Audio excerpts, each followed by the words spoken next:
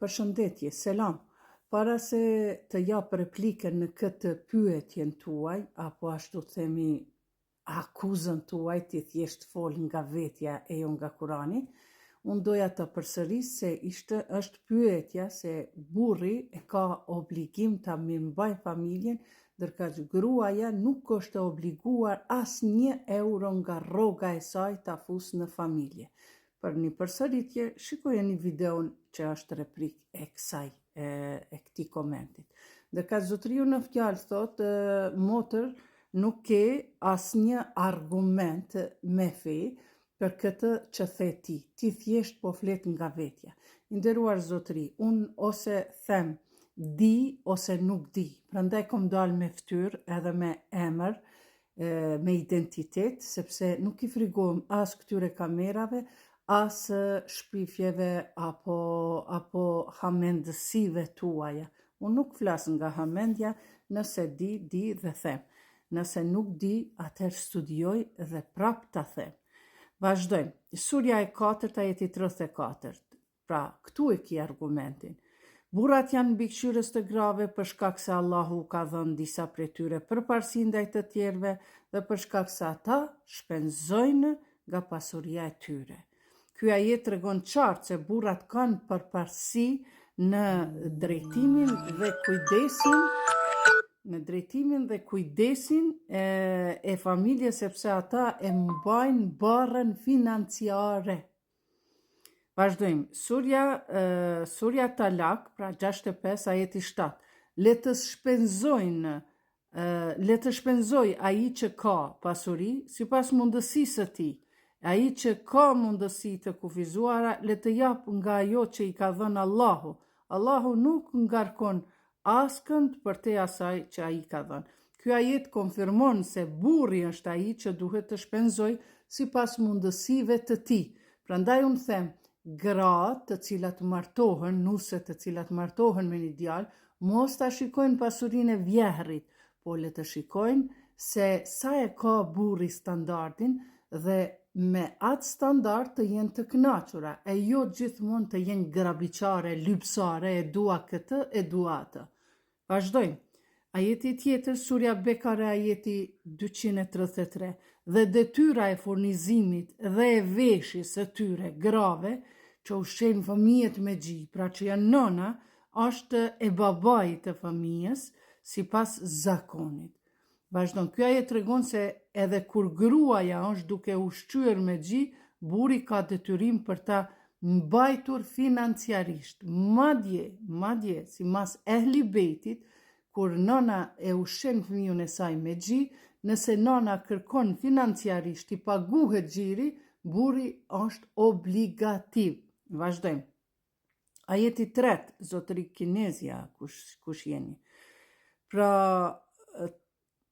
tretin e tham, ajeti 4, surja Nisa, ajeti 32. Mos lakmoni atë që Allahu i ka dhënë më shumë disa prej jush se të tjerët. Burrave u takon një pjesë nga ajo që fitojnë dhe grave u takojnë një pjesë nga ajo që fitojnë. Nga kjo kuptojmë se gratë që ka fitojnë nga puna e vet i takon atymve. Nuk guxon burri mja marr as 1 euro. Por nëse gruaja vdes, atëherë gjysa e pasurisë së gruas i takon burrit dhe gjysa e pasurisë tjetër që mbetet i takon fëmijëve të saj. Kjo është fjala e Zotit. Por gjerisa gruaja është e gjallë, ajo duhet me pas pavarësinë e saj financiare.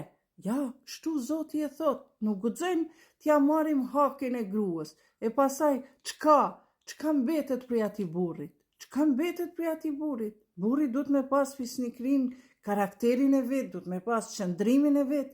Gruaja ime, unë kam mundësi një tavolin 50 euro me ta ble. Me po ti e ki luksin e madh, zoj, duhet me qit pak pare edhe me i plotsu dëshirat e tua. Jo me kërku jashtë mundësive të burrit. Por edhe s'ki nevoj me dhënë parët e tua. Kryo prej pasunisë babës tonë që e ke marrë, shtije në aksion, shtije në ndonjë biznis, rrite pasunin, e jo me fut të familja e burrit, sepse nesër mas nesër, nëse ndahësh prej atij burrit, prej ati burrit, ajo pasuni të ka shku, ti duhet me pas financiarisht me qenë e pamvarur, sepse edhe të drejtat kemi pas më të mira. Vazhdojmë. Në surën e 5, besoj se zotri Kinezja, si e ki emrin, 5 versete kuranore t'i dhash për mu vërtetu edhe unë nuk flas nga vetja ime, sepse unë i frigohem Zotit, elhamdulillah, jam muslimane, la ilaha illallah, Muhammedur Rasulullah, një po kërkujve nuk i imponoj këto mësime, këto diturit vogla që i kam.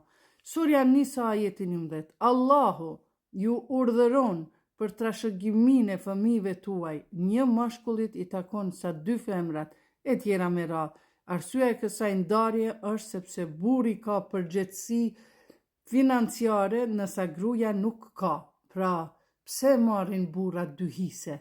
Sepse burrat e marrin edhe gruan, e marrin edhe një vajzë, e bëjnë grua, e bëjnë nan. Prandaj ai ka përgjegjësi më të mëdha financiare dhe e merr hisën 2 pjesë, 2 pra me 1. Pra e merr hisën e plot, ndërka që vajza e merr 50% e vllaut. Kjo është për arsye se nëse motra nuk martohet, ajo atë 50% e pasunisë e ka është e vetja, mirë po kur të vdes motra, sepse vllau e ka obligim mu kujdes për motrën, spaku nëse ajo dëshiron me jetu bashkë me vllaznit e tjera, nuk i ka dalë kismeti, atëherë kur ajo vdes, komplet pasunia e saj i shkon prap tek vllau. Ndërka që nëse motra martohet, atëherë komplet pasuria e saj shumëzohet, shkon të fëmijët e saj dhe gjysa asaj pasurie masi të vdes, shkon të burri i saj, sepse aty ka kontribu, ai burr ka kontribu për atë gruan me mbajt shëndetin, veshëmbathjen, ushqimin, strehimin, mbi të gjitha e drejta e gruas është që burri të ketë fjalorin e ndershëm. Madje unë e tham që kur e ka burri, kjo është pika e 4, pra strehimi, ushqimi, veshëmbathja dhe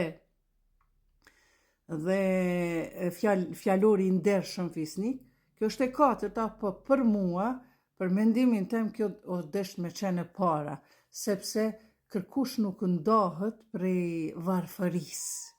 Kërkush nuk ndahet për shkak se nuk e ka një luks, po njerëzit fillojnë me zbeh dashurin kur nisin njëri tjetrit me i thonë fjalë idioti, poshtë, randej, këndej, ku ta di unë ato fjalët banale që i përdorin. Prandaj, ruani martesat e juaja, numër 1, duke përdor fjalorin fisnik.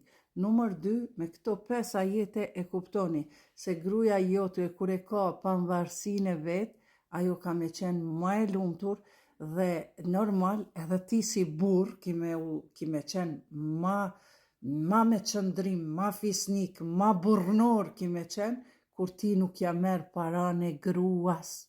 Assalamu alaikum wa rahmetullahi wa barakatuh.